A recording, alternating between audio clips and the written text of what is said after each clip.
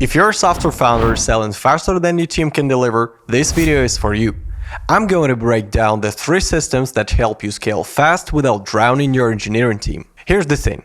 You're the best salesperson in your company, you know the customer pain better than anyone, you sell the vision, close the deal, and get the customers excited. But then the reality hits. Once you solve the dream, you gotta deliver it. Because when you're a small team making 1 or 2 million a year, you're still building on the go. I worked with dozens of founders at this stage. Their dev cycle is literally, let's get it done ASAP, and they're constantly struggling to deliver on time. Why? Because their first system isn't in place.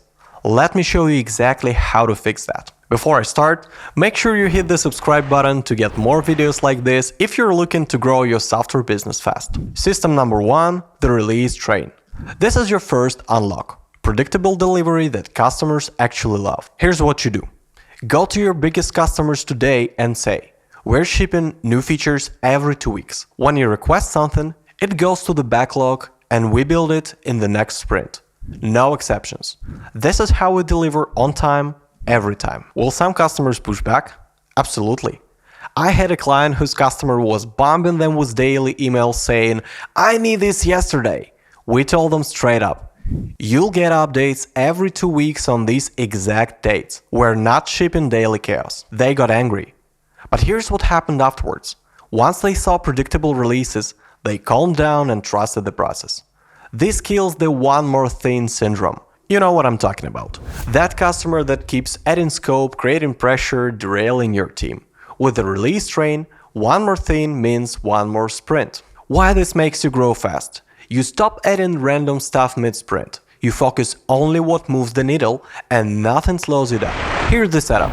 Pick your release day. Let's say Thursday evening every 2 weeks. Why Thursday? Because Friday becomes your safety net, not your nightmare. Lock in your freeze points. Tuesday, feature freeze. If it's not done, it catches the next train. Wednesday, code freeze. Bugs only, no new code. Thursday morning, final QA, smoke tests, then release that evening. Your 10-day sprint rhythm. Monday week 1, sprint planning, 2 hours max. Tuesday through Monday week 2.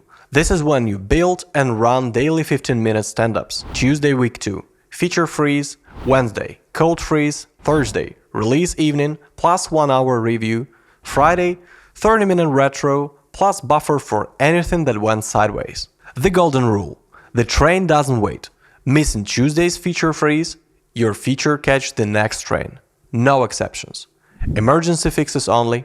Everything else respects the cadence. Red flags to watch. Team keeps missing commitments, you're overcommitting. Features always miss the train, break them into smaller chunks. Constant hotfixes, you've got quality issues. Start this next Monday. You've got a complete cheat sheet with the exact framework, link in the description. System number 2. Build versus buy decision metrics. Stop wasting weeks debating whether to build or buy. I've seen teams spend a few months building what they could have integrated in a week. And I've seen founders pay outside vendors for something their internal team could have built faster and cheaper. This framework gives you the answer in 1 hour. Here's how it works. For every feature, score 1 to 5 on these factors. Build signals. Higher means build it. Core differentiation. Is it your secret sauce? 1. Commodity. 5. Unfair advantage. Custom requirements. Do you need unique functionality? 1. Standard. 5. Highly specific. Data control. Do you have to own this? 1. Doesn't matter. 5. Mission critical. Long-term value. Strategic asset or temporary fix? 1. Temporary. 5. Strategic. Once you score all the parameters in the framework, it will give you a total number of points. Buy signals. Higher means buy it. Time pressure. How urgent is this? 1. Can wait. 5. Need it now. Commodity function. Is it a solved problem already? 1.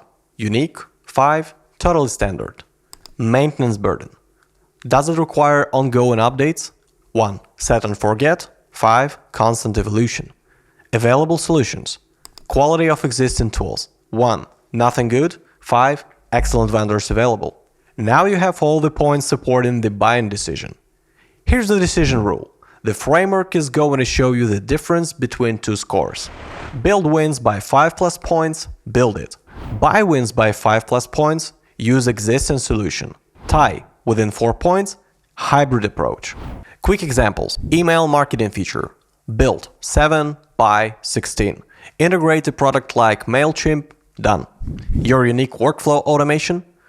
Build 19 by 6. Build it. This is your mode. Notification system. Build 12 by 13. Hybrid.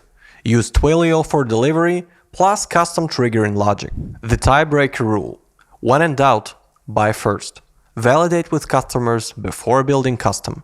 Download this matrix, use it the next time someone asks you if you should build or buy. Link in the description.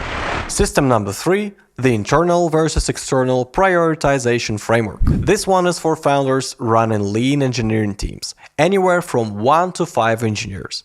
You've validated your product, you've got paying customers, and now you're facing a tsunami of feature requests from existing customers and new deals that could 10x your revenue. Here's the reality. Growth comes in waves. Big opportunities don't wait.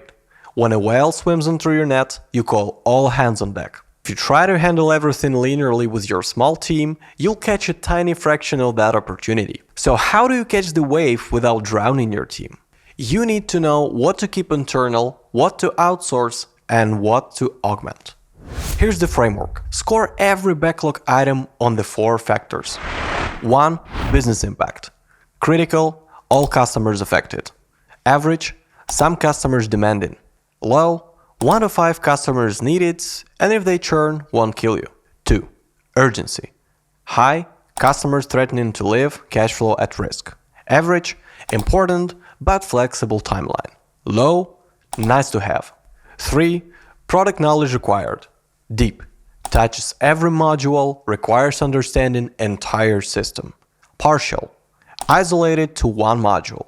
Basic, minimal context needed. 4. Technical complexity. Complex, moderate, or straightforward. Here's how to decide. Example 1. Rebuilding global payment system. Critical impact, average urgency, deep knowledge required, complex. Decision, keep internal, and never outsource your revenue engine. Example 2. Custom reporting for 20% revenue client.